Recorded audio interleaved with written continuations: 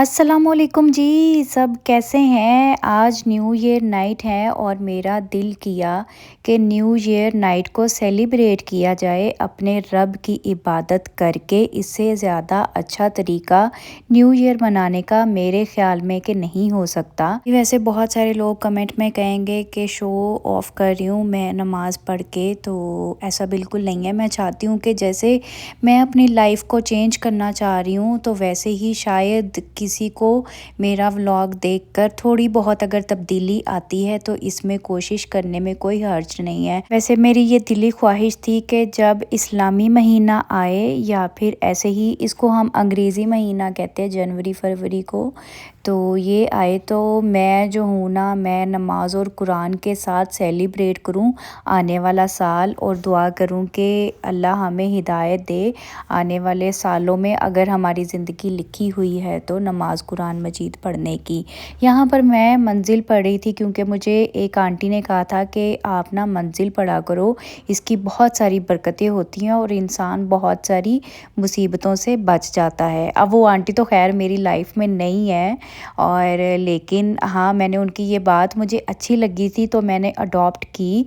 और ये मंजिल तो मुझे ना फ्री में मिली थी, वो भी इसका कोई हदिया पे नहीं मैंने किया था। वो भी मैं कॉस्मेटिक वगैरह की शॉप पे गई थी, तो मैंने उनसे पूछा कि ये मंजिल मुझे दे दे, उन्होंने दे दी। जब हदिया पूछा वो कहते नहीं, ये फ़ी सबीलिल्लाह है। मुझे बहुत अच्छा लगा, तो मैं जब भी होता है तो ये मंजिल पढ़ लेती होती हूँ, तो मुझे बड़ा सुकून मिलता है। अल्लाह का लाख लाख शुक्र है। मैं हमेशा अल्लाह का शुक्र अदा करती हूँ कि अल्लाह ताला ने मुझे एक मुसलमान घर में पैदा किया और मुझे मुसलमान बनाया, और मुझे इस काबिल समझा कि मैं अपने रब की इबादत कर सकूं।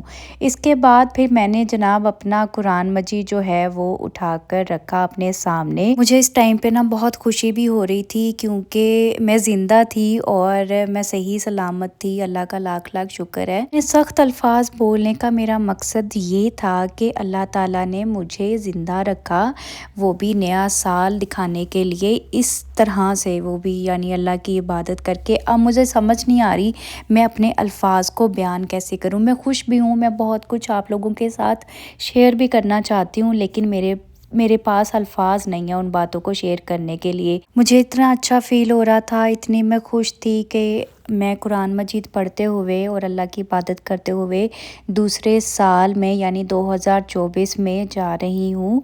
और यहाँ पर बार बार मैं आंखों को हाथ इसीलिए लगा रही हूँ क्योंकि ना इस कुरान मजीद के ना अल्फाज थोड़े से छोटे हैं, तो मुझे पढ़ने में थोड़ी सी मुश्किल पेश आ रही थी। मैं वैसे कोशिश करती हूँ हर रोज़ कुरान मजीद खोलूँ और इसको बेशक एक सफ़ा पढ़ लूँ, लेकिन पढ़ूँ ज़रूर।